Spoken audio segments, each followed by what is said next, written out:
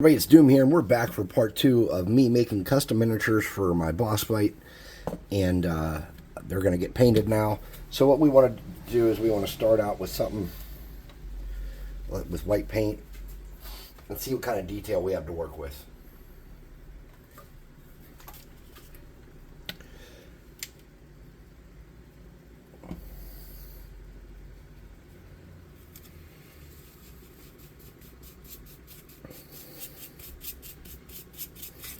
So let's start with our boss, the Watcher in the Dark.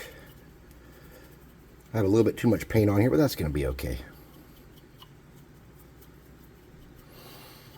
What I essentially want to go for is he looks kind of like maybe like a Yeti or something with a skull instead of a face. I think we're going to be able to capture that pretty well with what we have here. And then let's look at his High Priest. So his High Priest is going to have gray skin because he is thousands of years old, and he is almost like a lich. Not quite, but he's kind of like a lich. He's just an intelligent undead who does have some of his former spellcasting prowess from life.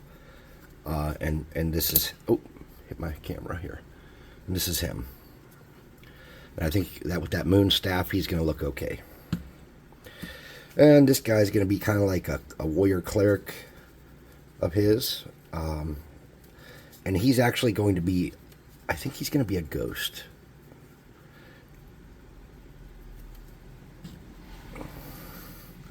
I've debated making these guys ghosts and that guy something else too, like rotting. Doing his face like rotting flesh. But I mean, after 1,000 years or hundreds of years or however long underground, locked in this temple, sure that you would decay away to bone at that point, unless someone was casting like gentle repose on you or something.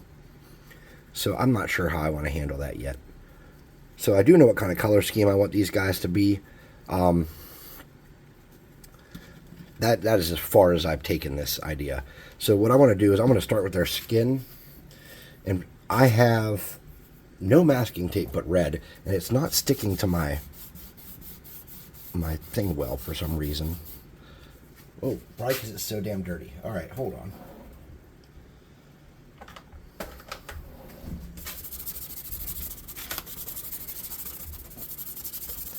Yeah, there's a bunch of baking soda and stuff there. That's why the tape won't stick. I got 2 things of white masking tape, and for the love of God, I can't tell you what I did with it. I bought it. I brought it home. I thought it was up in my office, and I thought maybe it was on the D&D table, and I looked for it and I just can't find it. So I have almost no masking tape down here, and I'm not going back out to the store. Oh, I didn't look in the car. I don't have my keys down here. So maybe it's in the car. Is this going to stick? Yeah, okay. There we go. Now it's sticking, so I can get going. So to start out, on their faces, I'm going to use this runic gray color.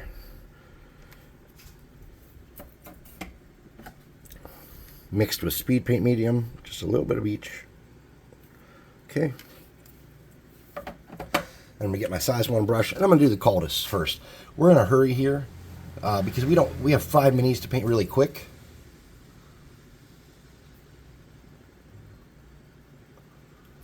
So I'm going to do their skin on all these guys. And I feel like that was too much speed paint medium. So I'm going to get a little more runic gray and try that again. Okay. There we go.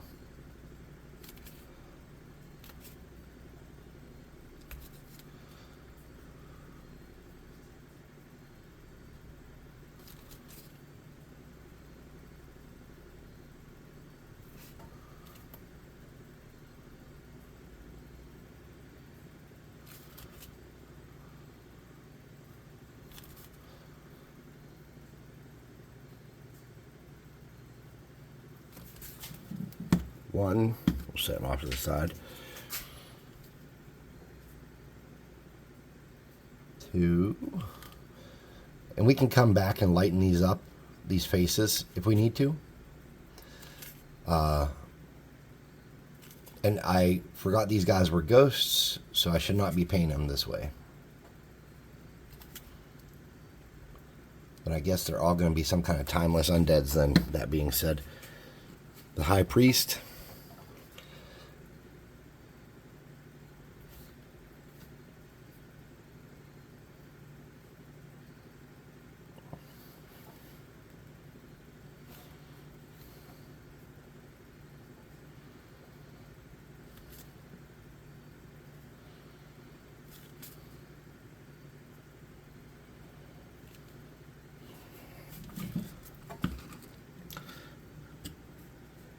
And I should just make this guy a ghost. To make him a ghost, let's do that real quick. We'll get him done real fast. To make him a ghost, what I'm going to do is I'm going to get a brush that's going to have decent coverage and a light blue paint.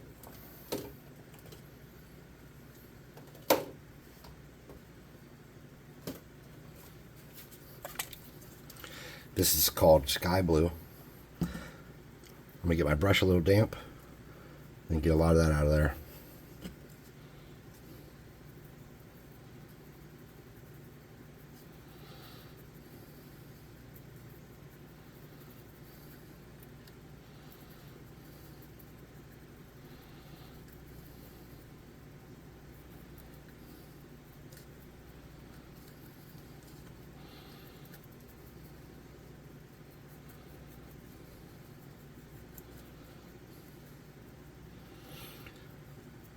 Usually if I do ghosts, I want them to have some kind of wispy effects.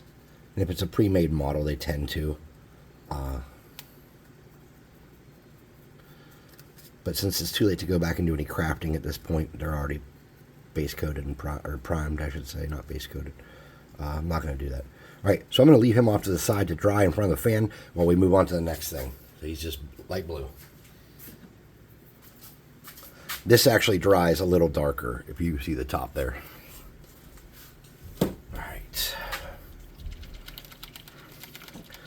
Watcher in the dark, too easy. We're going to use some brown. So this is hardened leather.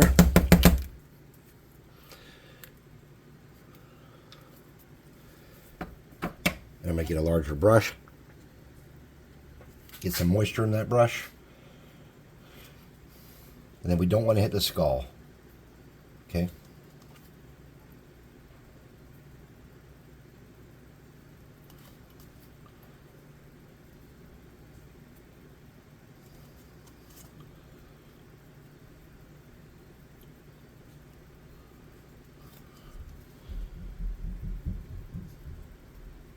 This miniature, this hero click, this Man-Thing Enforcer or whatever it was just perfect for what I wanted to capture.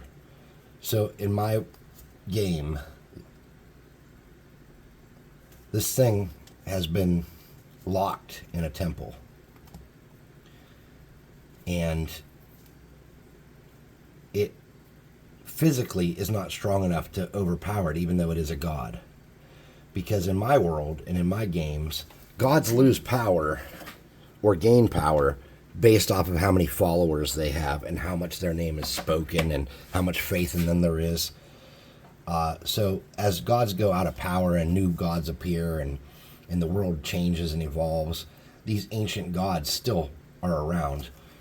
But like one like this who is dangerous and manipulative and wants to feed on people, he got greedy and started feeding on his followers. They locked him up. He was almost completely useless and had almost no power left, and they didn't lock him up right away. What happened was a group of holy men locked themselves in this monastery to keep him secured. What they were studying evil to learn how to combat evil, basically, is the gist of what happened, okay? So they were studying evil, and then we're going to come back and do white on that face again because I need some of that brown to go around there. They were studying evil to combat evil. He came to them in their dreams and started promising them to teach them. But then he was teaching them all these lies about how the origins of evil came from him, but that he didn't say it was from him. He said it was from, the Watcher in the Dark, but he didn't say he was the Watcher in the Dark. and it got out of control. So this guy has a lot of stuff going on here. So what I'm going to do is I'm going to get some purple and black are going to be the main colors with gold trim. I'm going to get some purple, a little more than that. So over years, he corrupted these holy men, and when they finally realized what was going on, they locked themselves in with a terrible spell, and then committed ritual suicide so he could never escape.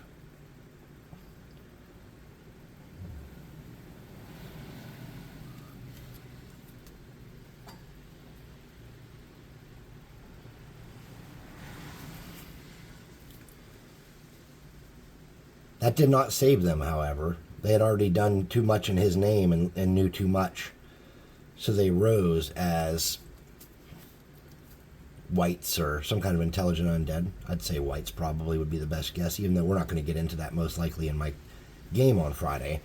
That question, they don't really have any like religion-based people in their group to get into that kind of nitty-gritty concern. But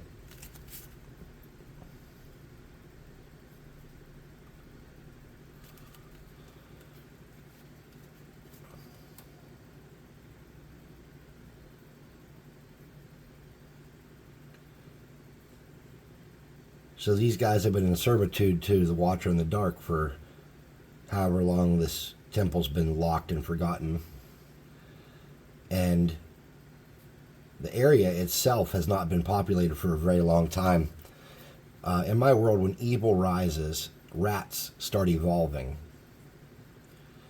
And they eventually become rat folk. They become intelligent, and they stand up on two legs and start doing things. And they are important that something, they are servants of evil, so they're important that something evil has arisen and is taking power.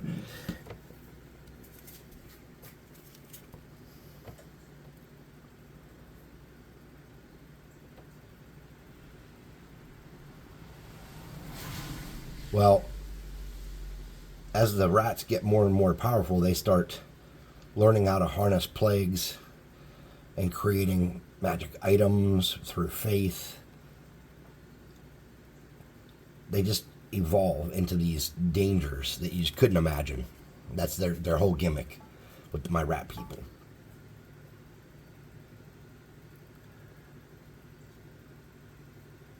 And the only way to get rid of them, unfortunately, once they've infested a town, if you didn't get rid of the rats when you first saw them, is to burn everything. Because once they start getting the plague, it gets into the wood. It starts smelling like a meth lab, and it's just not good. The only way to get rid of it at that point is to burn it down. And so that's what they have to do. So the capital city, Aten, ended up being burnt down because of the plague of rats.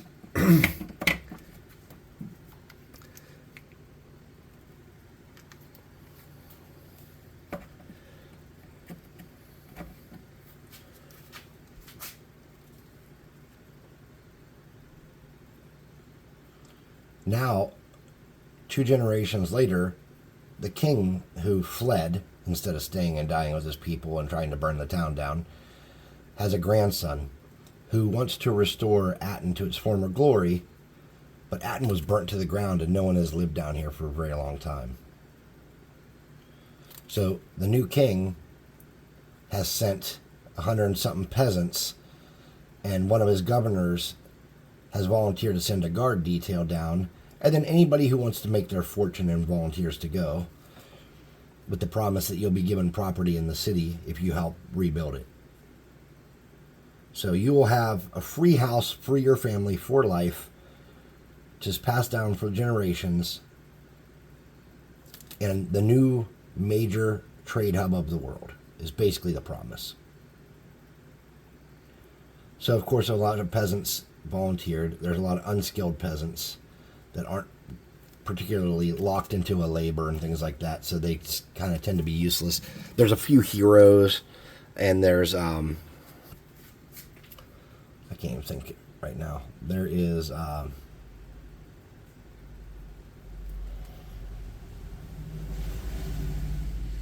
a magistrate who's going to be like the civic leader who tells people what the rules are and what needs done. So the magistrate ends up being a jerk and being a user and being he's willing to sacrifice the peasants for any reason whatsoever to keep himself safe, and the party comes into conflict with him. And then they get into a food shortage because the land all around Atten, crops aren't growing. So they came down here to plant crops, and they've had to eat what they want to plant mostly. I mean, they're to the point where they're eating seeds and stuff. And the party's doing everything they can to keep everybody, safe. But they can't feed everybody, and they're trying to figure out how. There's nothing to hunt. The only creatures you encounter are magical beasts that are not safe to eat. There's a creature called a mind yip that I made as a custom mob. And it's basically like an anteater that sucks up magic. It's got the body of a giraffe, the head of an anteater. They're kind of big. But that's the kind of things that's going on in this world. So they hear from this priest who has found some text that references this ancient library in this temple. But he was given that information by an evil source. Yeah, I know, right? This evil source has manipulated him with this information because under the city that they're in, under Atten, there is a mind flayer. And he changes forms and looks like peasants and traveling merchants that keep showing up and stuff and giving information to further his own causes. So he came to this friar who is like the religious leader of this town under the guise of friendship, but he's actually manipulating the friar and having the friar send the party to go find information on cleansing this land and this library.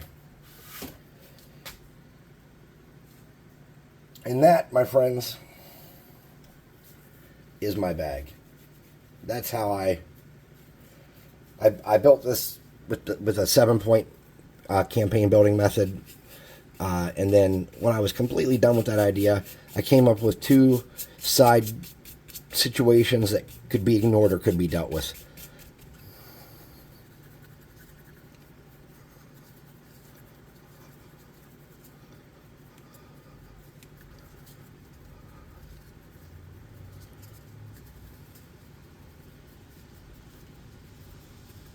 All right. And as a ghost, you can leave him just like that if you want. But I would not. I thought I left white out. White, where are you hiding from me? I would get a little bit of white.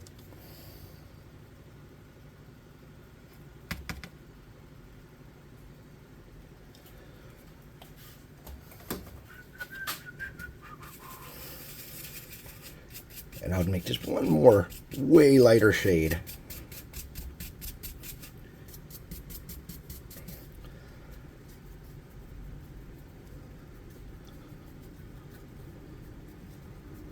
Then we can come back and do his base. We're done with him. I'm going to throw him in front of the fan, and we'll see him at the end when we get back to bases. All right. I'm going to set some other people in front of the fan as well. All right. Let's come back and look at our high priest. And I'm going to get a different purple color and do some other work on him.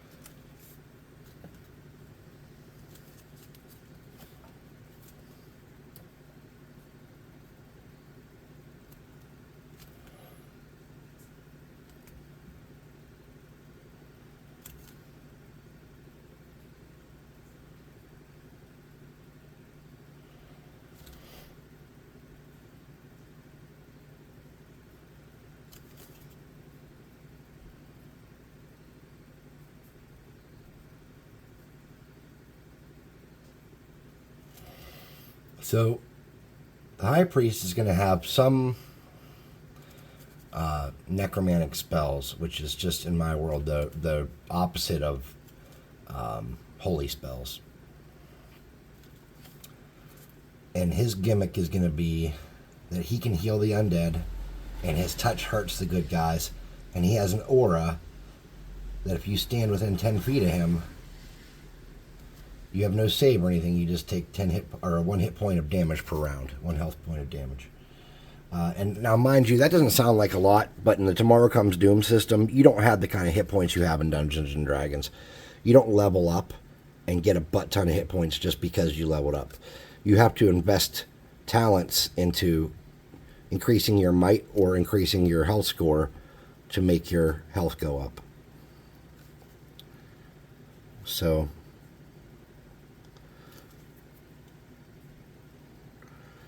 a frontline fighter might only have 15 or 18 hit points, at the point where they're at in the campaign.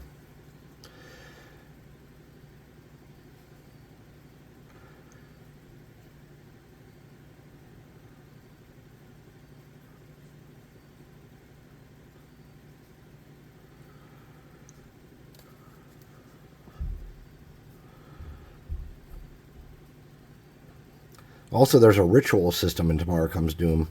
So, like, say you don't have magic weapons that can hurt undead or holy weapons that can hurt undead or whatever, you could go to, in theory, you could go to a chapel and pay someone to cast a ritual that for 24 hours would grant you the magic that you would need to overcome that to a specific item, one weapon.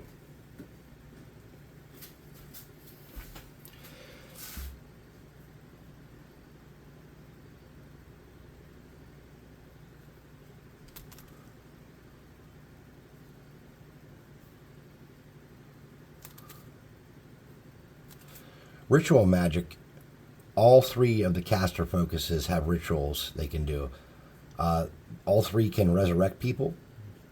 And so instead of paying money for resurrection in Tomorrow Comes Doom, the adventurer points that you use to advance your character, if you are a minstrel, this doesn't apply. But if you're one of the 3 caster focuses, it costs 1/5 of the person you're trying to resurrect's total adventure points. So if you can't afford to get your friend rezzed immediately, you might be running into some problems. You have to go out and adventure without him to get him back. Now, the minstrel, which is kind of like a bard, but different in a lot of ways, they do have an ability called, I think it's putting the band back together or something like that. It has a silly name. I have a lot of silly names in my stuff.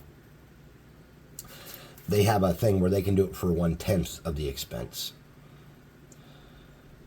So right now, I think the party's sitting somewhere around 53 adventure points. So it would cost about 11 adventure points to resurrect an ally at this point. Shit, I got some on there. That's okay. I'm not sweating it.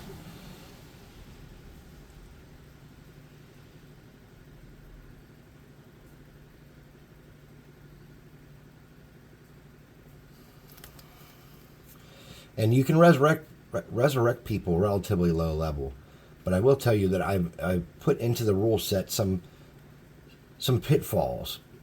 If the lower level you are and the worse you roll on your check to conduct this ritual, there could be side effects, like maybe a personality trait of someone who has died in the vicinity nearby is adopted by the character, or a weakness they had, or maybe an animal has recently died in that area and now you have a craving for carrots or something. And a lot of these things are things that only add a role-playing aspect. They don't do any permanent damage to the play.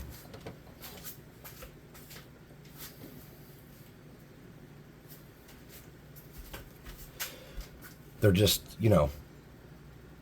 again, just to add a little cause and effect to the world, A low-level guy has access to this thing, yeah, but the reason they don't do it is because if you fail, something horrible could happen.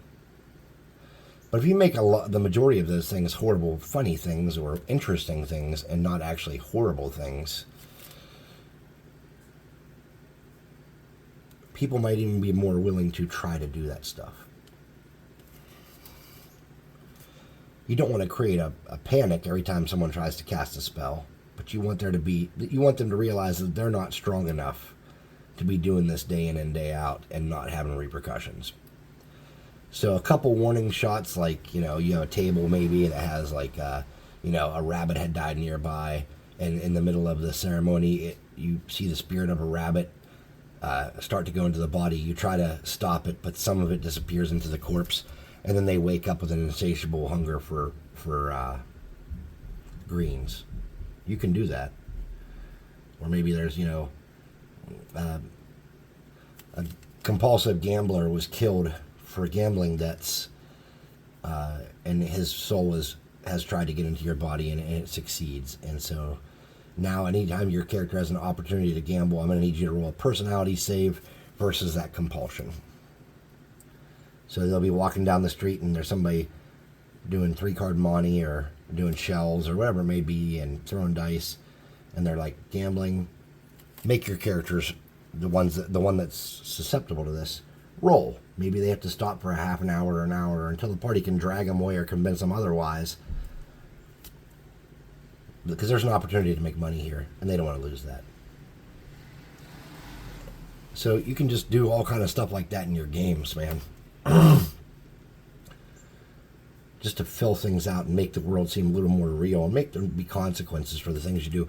One of the big things about agency, it's great to have agency and all the freedom in the world, but if it never feels like the impact of your agency matters, there are no real consequences and nothing is changed by the decisions you make, agency is not important. So you want to give your characters agency to make choices, but you got to make sure those choices have something that matters involved with them, or there's no point.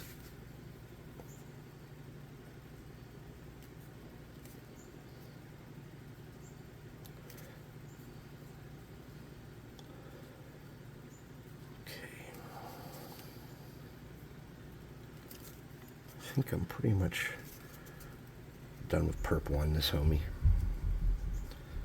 I wanted to do his hood in purple, but let's see. All right, where are we at? Should be back to the high priest at this point. Let's get some white. Oh, that's off white. I want white.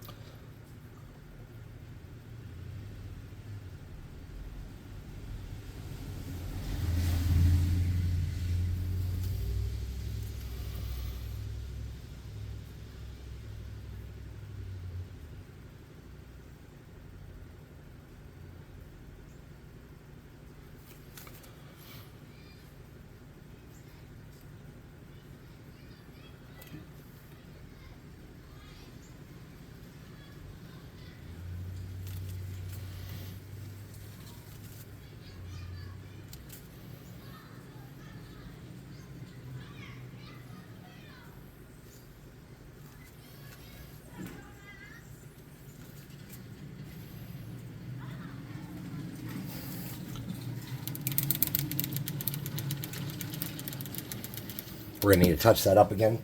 And I got to hit with the +2 hot air gun burning.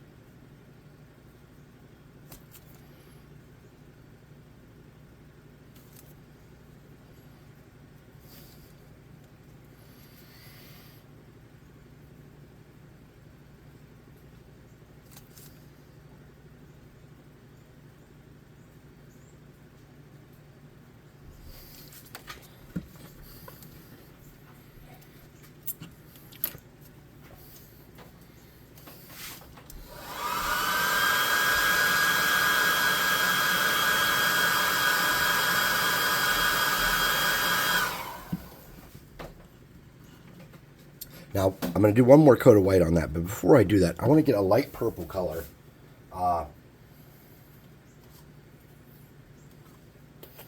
I'm going to mix this, what's this called here? Lavender Sachet. Oh.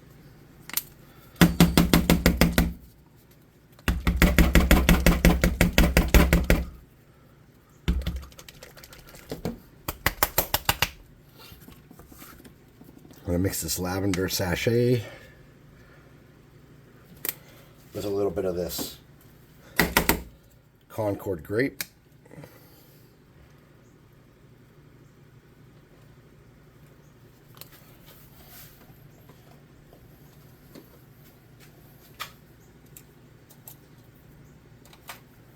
I'm getting a really soft brush.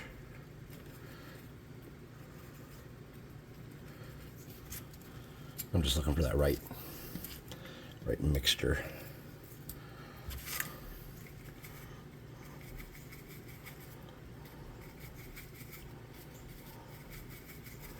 Okay.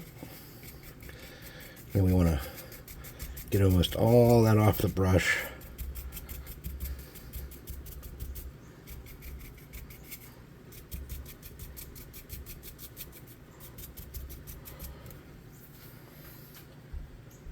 And then if you have one, or you have some rough cardboard you can use or whatever, I'm just using this to see how much paint's getting left behind.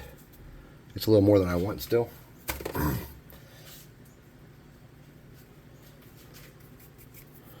Okay. I'm just going to lighten up all the purple with this real quick, because I don't like how dark it is on my High Priest. I think it looked okay on the other dudes, but it's just too much and too vibrant on this dude.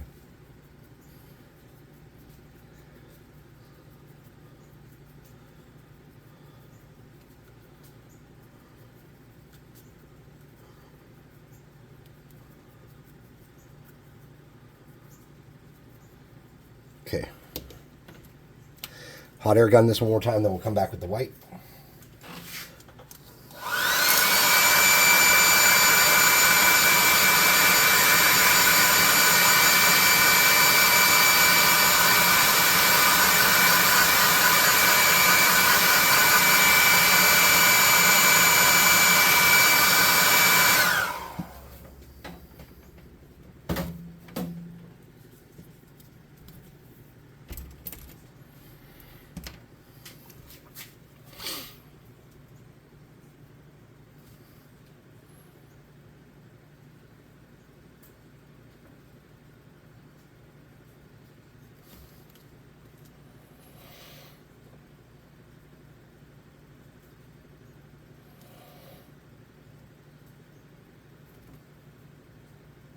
And I'm actually pleased with how the areas that I hadn't even painted yet were modified by that dry brush. And I think I'm going to leave that as low tones of purple, like light purple, because I like the way it looks.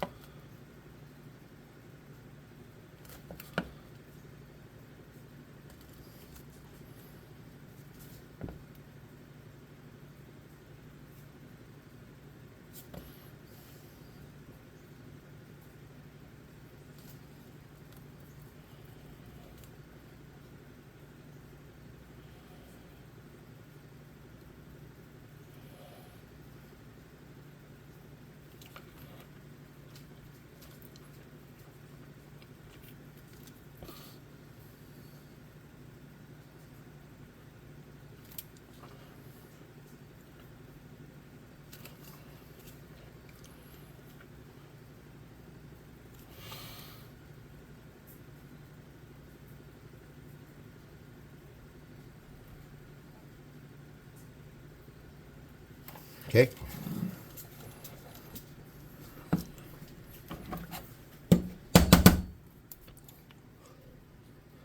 Get a little bit of this brown here for this staff.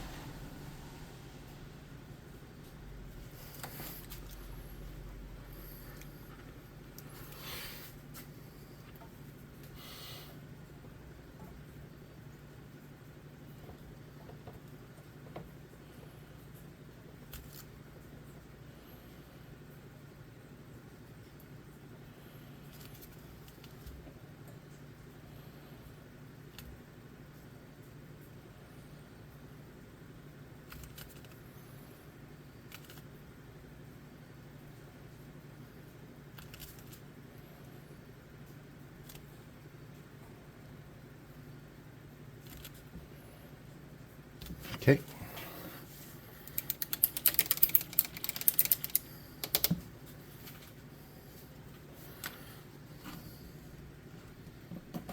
A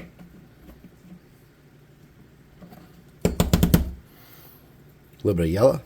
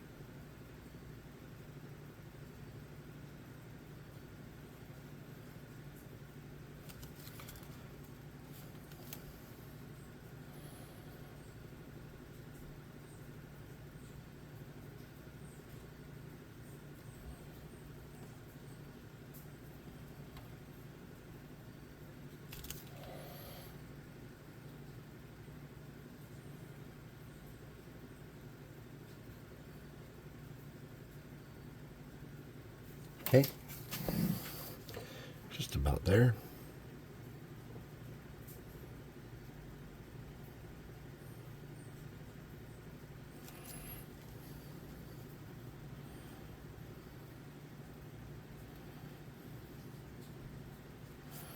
Okay.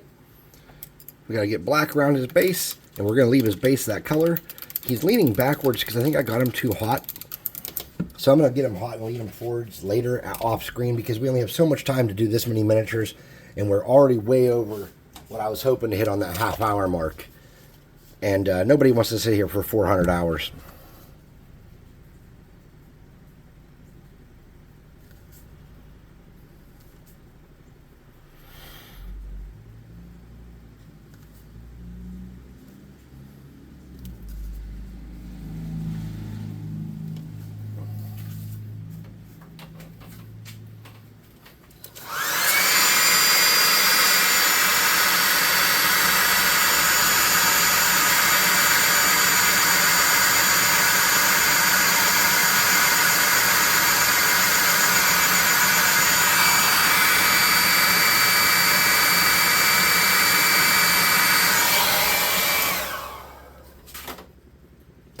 Now, we're leaving the base. See how he's so floppy because I think that's what happens. I got him too hot. See how he left his base white? That's okay because the floor he's going to be on is marble, and we're not out to impress anybody. So we're going to let him cool just like that. All right, let's move on. We have weapons and other things that we need to do. Since we already have the stuff out to do the black line around the bases, let's try not to make any mistakes, and let's do that quickly. When I say quickly, I mean quickly.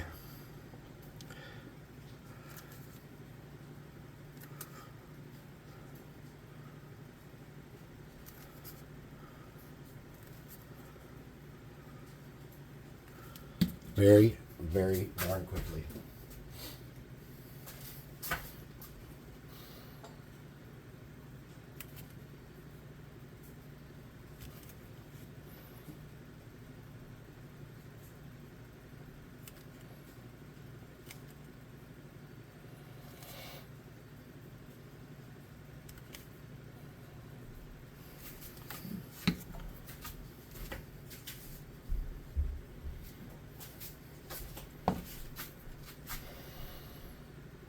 We're going to call the ghost done at this point after we get this black rim around his base, and we're not going to see him again. So everybody tell the ghost goodbye. Goodbye. Bye. Bye, bye, bye.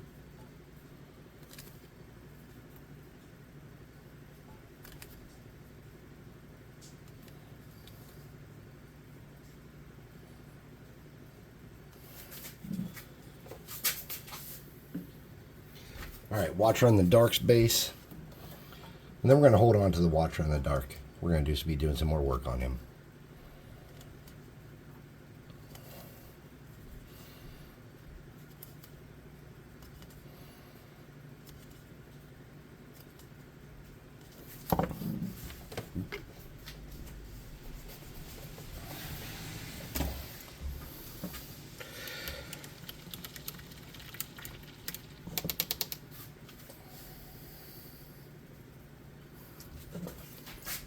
Now I can only assume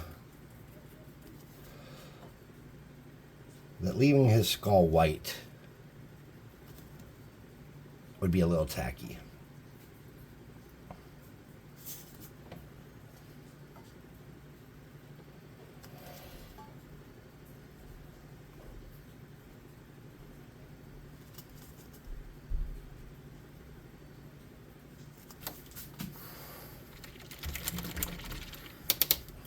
So I'm going to hit him with the hot air gun real quick.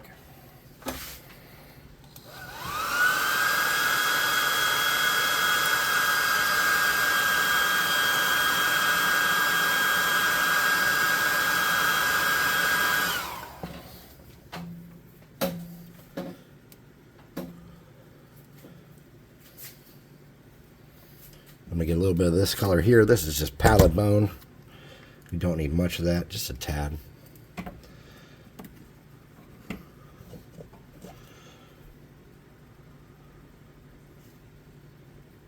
We don't want to get down in his eye sockets, okay?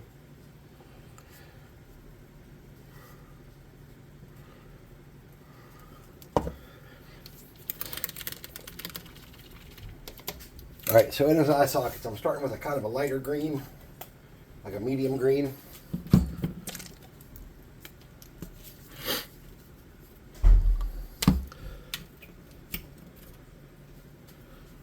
I'm going to get in here. I'm going to paint the inside of his sockets, all that color. Okay?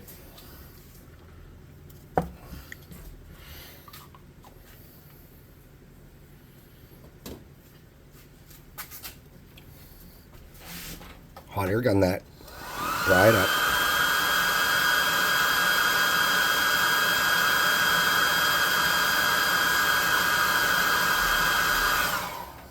Now, in my story, the Watcher has a black skull, so I still might go back and fix that, but I haven't decided yet.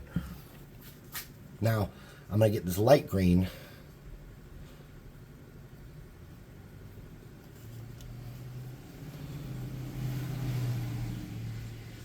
I'm just doing a hole in the center part of the socket, just the back wall of it. And I was going to come back and do a white, but I don't think we really need it because you're not going to be down on the table looking. But I am going to fix the problem that I didn't give him the black skull that he was supposed to have. So I'm going to just get a black speed paint here real quick. Do I have one? Yeah, I do.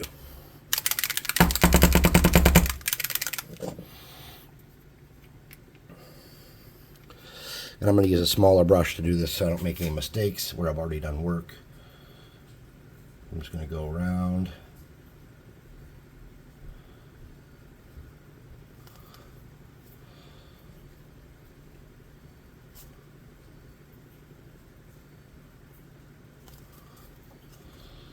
And redo his skull in black.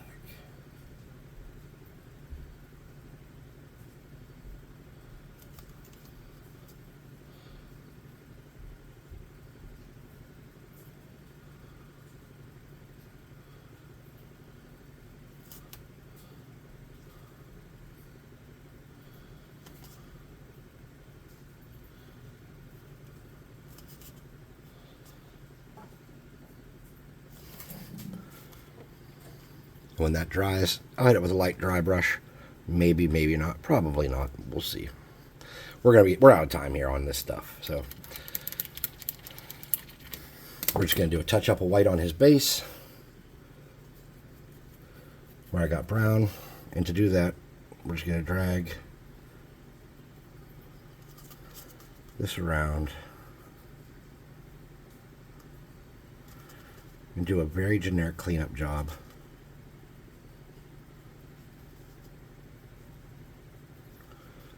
And that'll work. 2 done, 3 done, 2 to go. I know we're already probably pushing 40 minutes. I apologize for that. We're probably pushing an hour. Was it 47 minutes? I'm so sorry, everybody.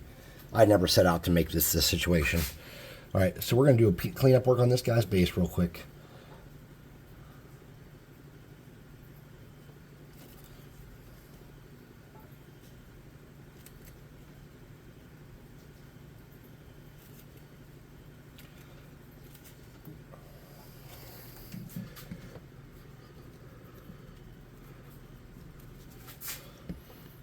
I don't think we really needed as much on this guy, but that's okay. We'll just hit it anyways.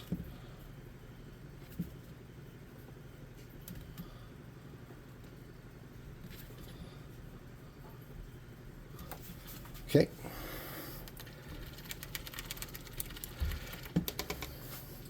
All right, for trim, we could have used speed paint like we did on the other guys, but we're not going to. We're going to get some of this greedy gold.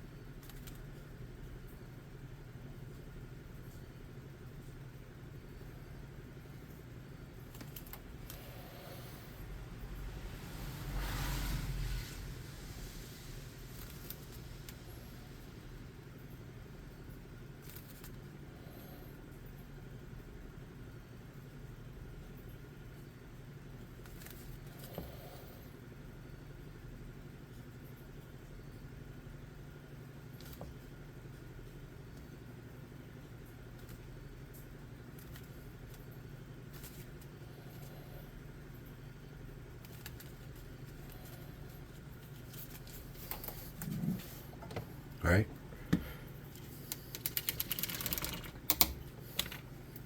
Little gunmetal for his dagger.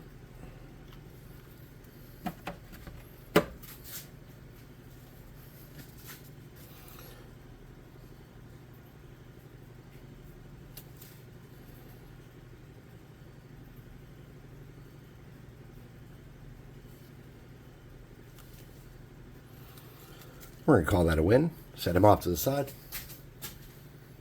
How much time do I have left? Not much. Ooh, 50 seconds, or 10 minutes. All right, so we're going to do this last dagger with the gunmetal. I say 10 minutes. 10 minutes to double the time I had anticipated to spend on this project, so it was not 10 minutes. That is a lie. I have no time left. I am past.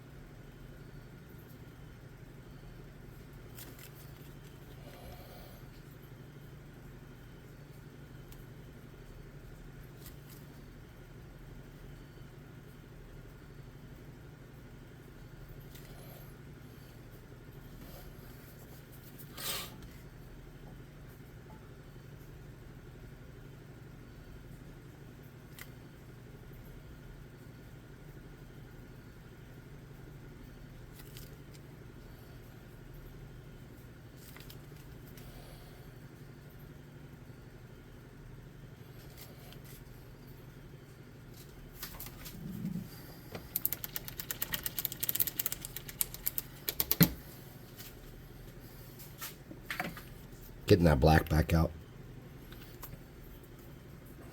I'm going to do his hood in that black speed paint.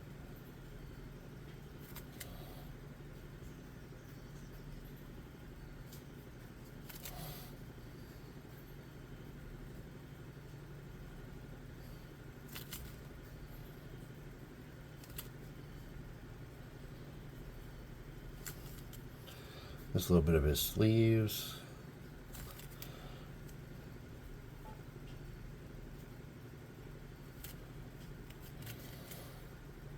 His boots.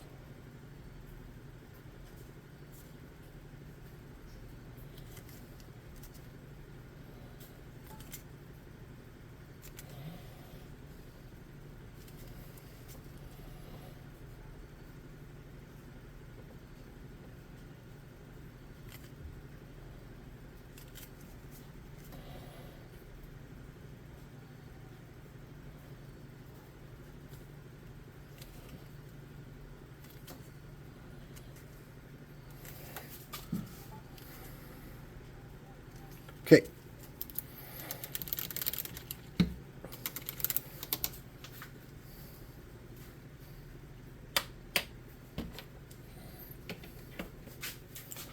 Let's take a second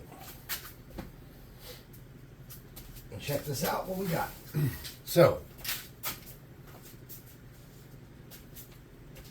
this is where the fight takes place. In this, it's about 10 by 10-ish room probably. I didn't measure it. And in their fight, you have cultists,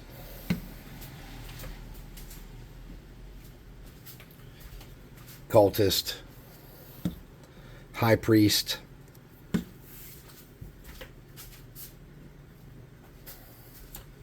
ghostly cleric, and on the throne, the Watcher in the Dark. And in this room, I think we're going to look okay where we're at. So I'd like to thank everybody for watching. I really do appreciate your time. Please like, subscribe, share, hit the notification bell icon, leave me a comment, go to the website, buy some miniatures, check out our Discord. There's going to be links to some of these things we're talking about down in the description, and I know you know how to find those. And if you don't, hey, you'll figure it out. It's not hard. So have a great day, and I'll see everybody. When I come back, we'll be back in the Monster Manual again. I know we're out of the Monster Manual for this. I just was doing it anyway, so I thought I'd include you guys. This was real easy stuff to make. These are just Jenga blocks with a little bit of effort. This is a foam skull from the Dollar Tree and a base. This is a checker and some pieces of foam and some bone pieces. So you can do all this stuff. This is easy stuff. And I just wanted to include you guys in what I was doing because I'm already doing it. Might as well record it. I was not going to do these guys in an hour for 5 minis, but I guess that's what I decided to do. I thought I could do it in a half hour. I was mistaken sorely, but they're not terrible. And for a one-time use encounter, they're going to be fine. I could come back later and do a lot more detail work on them if I so desired, though I doubt I have a need for a bunch of purple people. So hey, have a good evening. Thanks for watching.